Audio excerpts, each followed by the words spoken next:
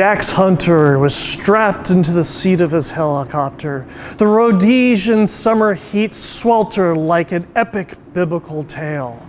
What happens next? Well, let's go ask the author, our guest, on today's Small Business Celebration. This is Small Business Celebration. Join us as we learn from successful business owners and successful business leaders about who they are, from where their business has grown, what they have learned, and where their successful business is going. I'm your host, Michael I. Roberts, and we're going to learn something that you can use today to grow a strong and profitable business.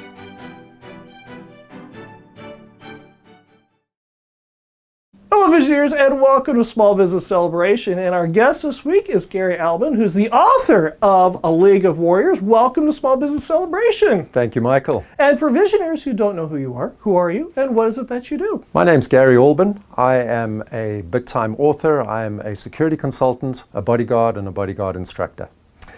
Now, you may have guessed that our guest ain't from around these parts. Where are you originally from? I was born in Rhodesia in 1960 and spent the best part of my life in that country.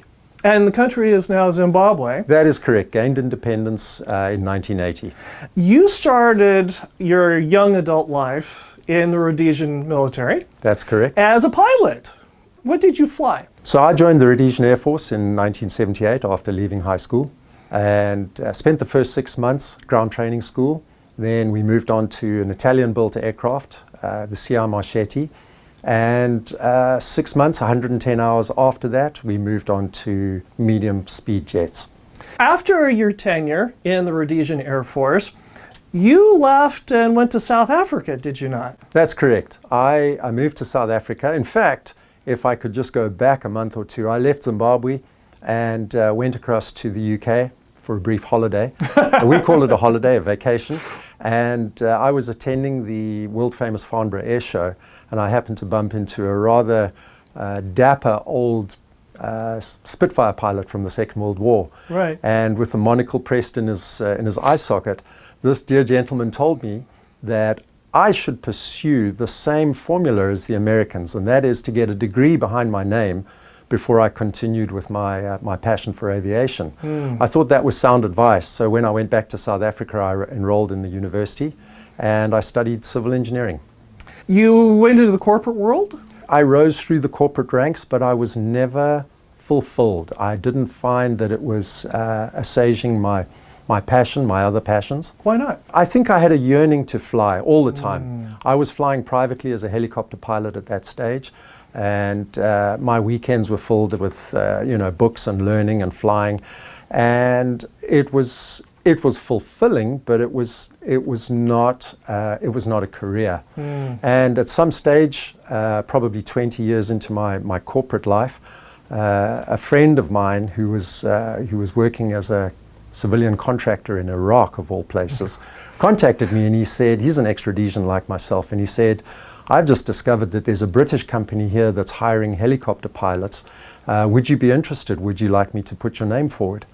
And I, at that stage, had been pursuing a potential career change into aviation, but of course I was being stymied by the fact that I was a little long in the tooth and that I had also, I hadn't accumulated sufficient hours to be able to step into a pilot in command role. Right. So the opportunity, when presented, was for me a no-brainer. My wife and my wife at the time and my family didn't see it that way, but the company in Britain said that they would take on this aspirant helicopter pilot, ex-Rhodesian, but they said that in order to be able to go and work there and to be able to comply with their insurance requirements, I needed to enroll on a bodyguard course of all things. And in this way, they hoped that I would be sufficiently retreaded in the military sense to be able to go and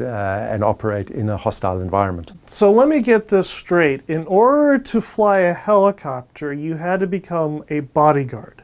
That's correct. So short of sending their potential pilots back into the military, which obviously wouldn't happen, they couldn't do that, Right. they found the next best thing. And this British company selected 5 bodyguard academies, and they gave each and every applicant the option to go to one of those courses. So one of the companies that they had offered or had suggested was in Cape Town. I contacted the owner of the company and I said to him, please, will you fax me the questionnaire, the tests that you've got to do, because I can't afford to spend 5 weeks on your bodyguard course. You were important. You already knew your stuff. I mean, flying a helicopter is a piece of cake. You knew everything, right? It was arrogant. It was really arrogant of me. But I genuinely thought that, if he sent me the notes, I could study them on a weekend and I could write his test and I could graduate as a bodyguard in a few days. He scoffed at that, obviously. And I found myself on his course a couple of weeks later. And within 3 days, I think, maybe less, I was an absolute convert. I realized that there's a lot more to bodyguarding and security than I ever imagined. And forget what you've seen in the movie, The Bodyguard and so on. What's the name of the academy, by the way? It's Rhodesian SA, one of the finest academies in the world. And you had no idea this was who you were telling that, no, just send me the test notes and I could get this done in a weekend. I hadn't met him at that stage. Obviously, I met him later, and he's never forgotten that conversation. So you graduated from the academy, and what did that afford you? Well, immediately, having acquired the certification, I was accepted and shipped over to Iraq, where I spent probably the next 7 or 8 months as a civilian coalition contractor. You ended up not in Bakersfield, but Visalia, of all places. Why Visalia? So my old friend Bruce, who's an ex-Rhodesian, he and I have been friends for decades. He had immigrated here to the States probably 10 years, maybe more. And he exhorted me to get on a plane and come and visit him here in a little place called Visalia. And I had no idea where that was. I couldn't even find it on a map. And he told me to fly into Fresno Airport. He picked me up, took me into Visalia. And I think within 3 days of arriving, he and his wife had introduced me to one of their mutual friends, and that lady to this day is my special wife. And your wife is? Kathy Albyn. And she is with Greater Bakersfield Chamber of Commerce. That's correct. Yes, that is right. Now you live in the mountains outside of Bakersfield, yet you still do security work. I'm still involved in security, correct. It pays the bills, and I'm very fortunate in that, having worked at Ronan, having been the senior instructor at the Ronan Bodyguard Academy, it comes with certain credentials, certain kudos. And I was fortunate because one of my American students discovered through social media that I was visiting the States back in 2016. And he contacted me and he said, we've got a big job coming up. There's some very important people that need protection.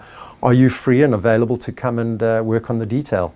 So I got involved there. It was a 4-month job. And that was the foot in the door, as it were, for a somewhat illustrious and interesting career in security in the Hollywood environment. So let me get this straight. Born and raised in Rhodesia, was in the military, went to South Africa to become a civil engineer, went to England, was about to go back to civil engineering, was in the corporate world, was upset about being in the corporate world, decided to become a contractor in the Middle East, see combat, and then end up in Visalia. Correct? Correct. That's absolutely correct. Okay, just want to make sure I get this straight. And yet, the most important part of this whole story is how you got your green card. So it was apparent very soon. It was soon apparent that Kathy and I had a future. We were in a committed relationship, and we set a date. We got married, but of course I was here as a visitor on a B1 visa, and I couldn't risk incurring the wrath of the American authorities by getting work.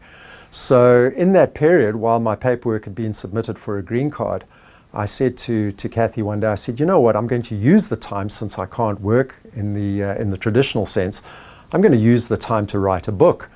And I think she might have patted me condescendingly on the head, not realizing... That's nice, dear. Everybody wants to write a book.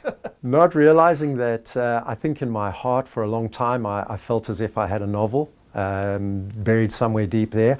Based on previous success as the author of a non-fiction book in South Africa, which was modestly successful, I thought I had it in me to embark on this project.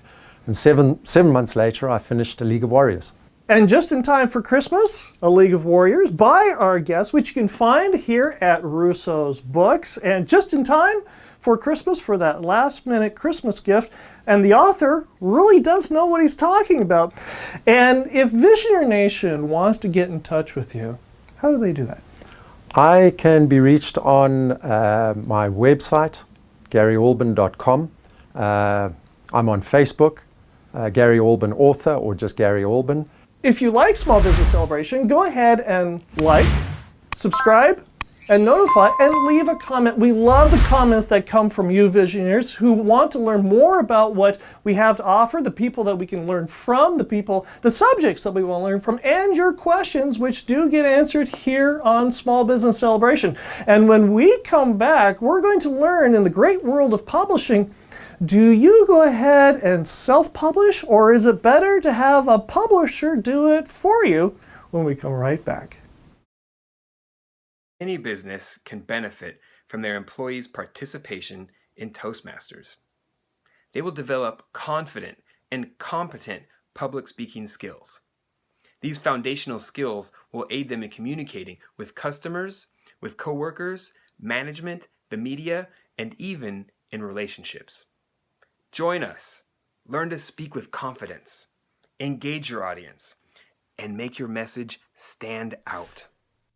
Build a better you. Go to Toastmasters.org and click on the Find a Club button and build a better you. Go to Toastmasters.org and click on the Find a Club button and build a better you so that you can grow a strong and profitable business.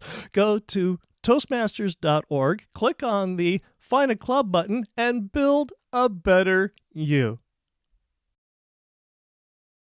We're here with Gary Albyn, the author of A League of Warriors. The reason we have an author on today is because, believe it or not, there's a business behind the world of book publishing. And Gary is uniquely situated to answer a very important question from Visionary Elisa, who asks, I've written a manuscript that I want to have published. Should I self-publish or go the traditional route and find a publisher? Michael, $1 million question. If you don't mind, I'll give it a little self-plug. Selfish plug, exactly. Go ahead.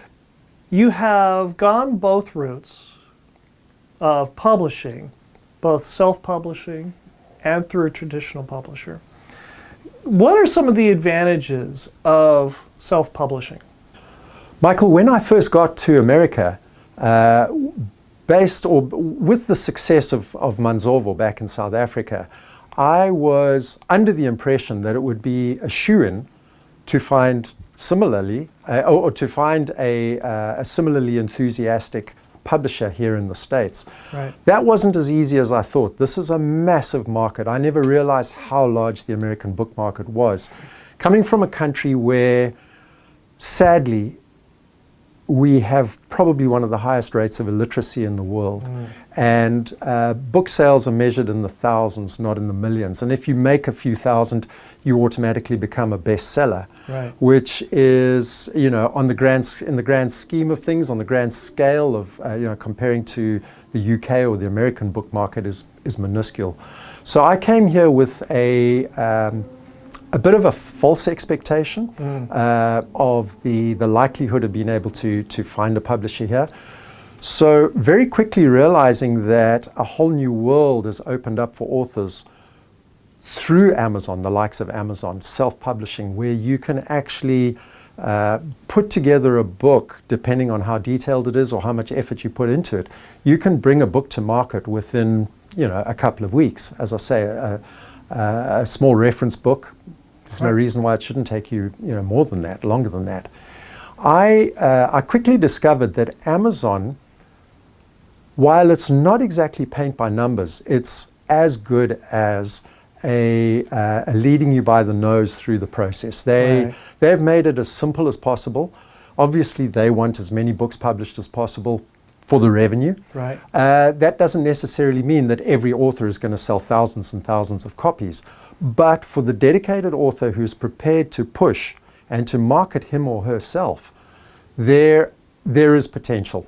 Right. So the expectation, I think, with a lot of authors is that they want to hand their manuscript over, they want to receive a phone call to say, you're the next best thing, and your book will be published and we'll have it on the shelves. They'll be flying off the shelves in the next couple of weeks. You then think to yourself that you can sit back and reap the rewards and become a millionaire and buy a yacht. However, even with the published author, they're going to expect you to make appearances, book signings, appearances, TV shows, radio shows. This is for Amazon, because the same is also true with the traditional publisher, is it not? Correct. So the traditional publisher has this expectation that you are going to help yourself along the way, right, help their marketing effort. What Amazon does is they say, we'll give you the book, we'll give you your book. So we will reproduce it in exactly the same format as you've given us. And if you've spent time and you've had an editor, a copy editor, a cover designer do the work for you, your end product can be potentially as good a copy as anything that's going to come off the press of a publisher. And I think you just illustrated a very important point. As a self-published author, not only do you have to write the original content, you need to find the editor, you need to find the artist, you need to find the marketing arm. You have to do everything yourself. Correct. Whereas a publishing house, that's different, because possibly, even though they're going to expect you to do some of the promotional marketing, they're going to take care of everything else, correct? That's right. So the traditional publisher will basically phone up your agent, or the publisher themselves will phone up and say, you need to appear at Rousseau's bookstore or at a mall signing copies. They lead you by the hand. Right. Whereas a self-publisher, you've got to get up off your behind and do all of that yourself. You've got to become a marketer. Right. So you have this aspiration to write, you spend all the time and effort writing, you produce the book, and you sit back thinking that it's going to fly off the virtual Amazon store. It's not. You need to put in as much, if not more, effort as a marketer of your own product. And that's where the difference, I think the subtle difference between the two, is that is probably harder to self-publish. And yet, Amazon takes a 30% cut. Is that about right? 35% cut of the sales? Whereas a traditional publisher will take 60 to 70%, correct. And that's because they're absorbing a lot more of the costs and the risks involved. What is the financial turnaround difference too? Because as I understand it, there's a 30-day turnaround, 60-day turnaround with self-publishing on what you produce and sell, whereas with a traditional publisher, I've heard, and correct me if I'm wrong, a year or two, or certain quantities have to be met before royalties. What's been your experience with that? Every publisher will have a different formula. They'll apply a different set of formulae to the generation of your expected income, your royalties. Typically, as you say, they'll take 60 to 70%. Your 30% or less after they've deducted tax is only going to start accruing once you've reached a level, or because of the way that it goes through the system, all the in-betweeners and the buyers and the storage houses and the clearing houses and eventually the seller themselves, the storefront, there's a cut that needs to be taken all along the way. So the calculation filters through these myriad of formula before you eventually get your first check, and that could be, as you mentioned, 6 to 7 months down the line. What life lessons or what lesson have you learned through this process that affects the decisions you make today? I think it took me a long time to realize that the first book in the Dax Hunter series, but if I could just refer to it as a work of faction. Here in America, the publishing industry would refer to it as historical fiction. Right. Back in the UK, where I had originally started exploring the opportunity to publish there, publishers told me, no, it's a work of faction, a portmanteau word combining fact and fiction. And I think that's a beautiful word. It captures the essence of my book. So the story, and I'll get back to your question in a moment, the story is historically accurate with fictitious characters woven into it. And I've had readers contact me to say, you know, there were parts of history that I remember, bits that I learned a lot about, but there were certain incidents, like that incident in the Panama Canal. When did that really happen? And of course I had to chuckle, because that's now that was a true, I think, a feather in my cap, the ability to weave in a story with a lot of historical fact and convince my audience that this might have actually been true. Right. But getting back to your question, the story, the Dax Hunter story, A League of Warriors, I don't think I could have written that 20 years ago, 30 years ago when I was an aspirant author, even 10 years ago, because a lot of that is, dare I say it, almost autobiographical. Dax Hunter is not me. He's a composite character made up of the virtues of a lot of people I know. A little bit of me, yes, but definitely not me. And the lesson for me has been one of, I think, patience. This was a book that came at the right time. I could never have written that with the authenticity of somebody who hadn't been in Iraq, in a war zone, in a bush war in Rhodesia. The senior instructor at one of the finest bodyguard academies in the world, where these kind of martial skills are being taught and trained on a daily basis. They all make, you know, virtual appearances in the book. Right time, in the right place, with the right product. Correct. And we'll be right back. With Christmas literally right around the corner, I want to take a moment and thank you, Visioneer Nation, for all the great insight and ideas and questions that you have afforded us on social media, on LinkedIn, Facebook, and Instagram. Your insights that you have given us, the questions that you have given us, are being answered by real guests here on the show, and we couldn't do it without you. So from our family to yours, thank you very much. Happy holidays, Merry Christmas, and reach out to us on LinkedIn, Facebook, and Instagram, and Merry Christmas. We're here with Gary Albyn, the author of A League of Warriors, and Visioneer Enrique asks, I have a lot of life stories and business stories I want to teach. Should I write fiction or nonfiction?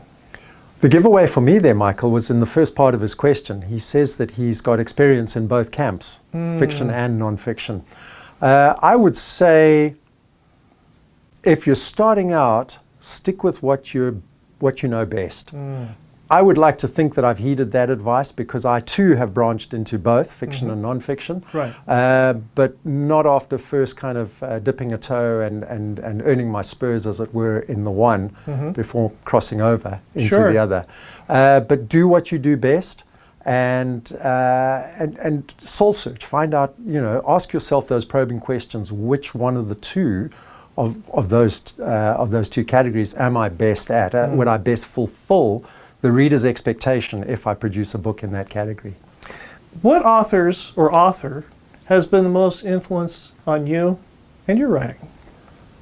Without hesitation, I'm going to say Wilbur Smith. Who is Wilbur Smith? Wilbur Smith is like me, comes from Central Africa. He was from Rhodesia, and he first started writing in the 60s. I think his first book, When the Lion Feeds, came out in the late 60s, maybe early 70s, and it was epic. It was a sweeping African drama with all the intrigues of court, inter-family feuds, but the throb of the African drum, as it were, the throb of the continent coming through very strongly.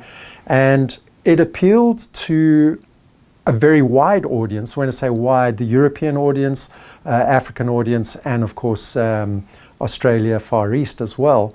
Never, although he's fairly big in the States now, never quite made it to the same level here in the States. But that's not to say that he's an iconic writer in the stratosphere of writers. He's up there with the best. What is something that new publishers need to watch out for, or new authors, excuse me, need to watch out for on the business side? The important thing to remember when you're self-publishing is that none of the work is done for you once you've finished the book. You've done all the work writing the book, but thereafter, the hard work is only just about to begin. Right. And it's important that the writer puts themselves in the right frame of mind for the task at hand. And that is to actively, aggressively, shamelessly publish and promote and push your book through every channel available to you. How did you learn that? How did I learn that? Yeah. When I saw that sales were starting to dip after the initial flurry, so I put in a lot of effort using social media.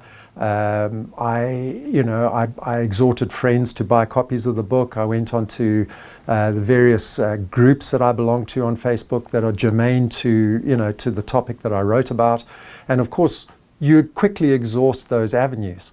You now have to reach new readers, new audiences, right. And that takes some marketing nous. Reaching deeper into your network, or reaching into new networks, pushing into new networks. And the thing is, it's a quest. You can't ever relax. You can't ever fall back on your laurels. And that was a lesson for me, was seeing the dip in sales and realizing that I had to energize that right. by getting back in there and putting my face, or if not my face, then at least the cover of the book, in people's faces. Sure. And making sure that they're aware that there is a book out there, and hopefully one worth reading. On the publishing side, since you went to a traditional publisher, what is something that a new author needs to watch out for when dealing with a traditional publisher? A new author often will be overwhelmed by the novelty of what they've achieved. Their first book, it's their firstborn in the broader sense. And since they've invested so much, and since they have such an expectation for the success of that book, they often, I was partially guilty of this as well, they often abdicate their own involvement in the promotion of that book. And in the little things like the layout of the book. I was so overawed, so overjoyed by the fact that my book was going to be published, that I abdicated much of that responsibility to somebody who they may have had my best interests at heart, but they didn't have the vision that I had. And thereby they weren't able to recreate exactly what I wanted to best showcase the work and the illustrations by Craig Bone. Contracts. In the world of publishing, contracts are often the bane of an author's existence. What has your experience been like in dealing with a contract, and did you have an attorney look at your contract before you signed it, or what were some of those pitfalls or some of those experiences that you had? Having had 20 to 30 years experience in the corporate environment, I was pretty well versed with the subtleties, the challenges, the nuances of a poorly crafted contract. So I went through mine with a fine tooth comb. There were still things that didn't quite register. Some of the jargon was a little overwhelming. And once again, the overarching emotion at that time was just one of deep relief that somebody was going to publish your book. So it is easy to fall into that trap right. of not carefully analyzing everything, the subtleties of what they're actually saying about the movie rights that are going to come when you hit the big time, how much you're going to get from that, Right. what control you might have over the creation of your genius once it's brought to the big screen. Things like that need to be hammered out, and my best advice would be call your favorite lawyer and ask them to have a look at it. What gets you up every morning and go right? Every now and again, you'll get a response from a reader, a satisfied reader, that gives you encouragement, gives you hope. They tell you that they can't wait for the next book. And while we could all do with lots and lots of accolades coming in on a daily basis to motivate us, to keep us inspired in that regard, in that sense, it's those little things, because they are reasonably infrequent, they're the little things that tend to motivate. And what kicks me out of bed in the morning is knowing that I almost have an obligation, on duty bound, to create something that they are looking forward to, that they want to read. It's inspirational. And if visionaries want to get in touch with you, how do they do that? I can be contacted via email, which is garyalbyn@hotmail.co.uk. That's a legacy of my time in the United Kingdom. My website address is garyalbyn.com. Gary, this has been a pleasure. Thank you very much for being on Small Business Celebration, and Merry Christmas. Thank you, and to you too, and your family as well.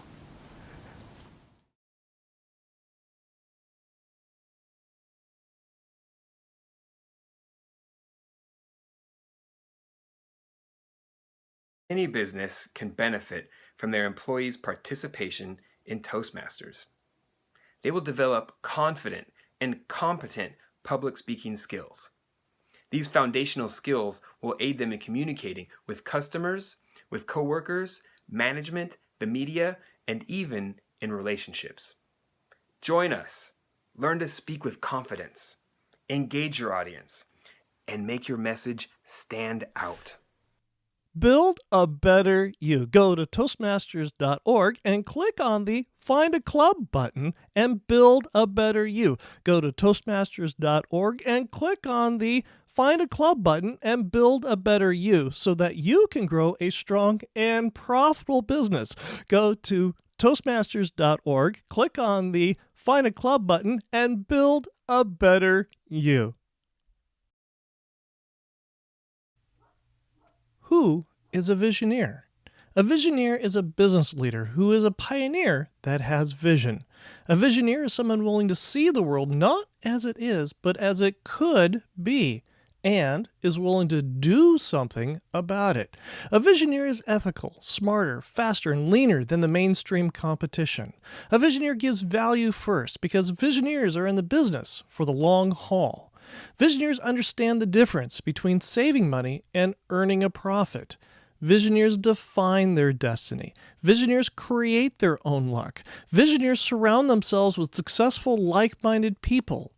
Visioneers are renegades who defy the mainstream competition and are ready to change the world. Are you a visioneer?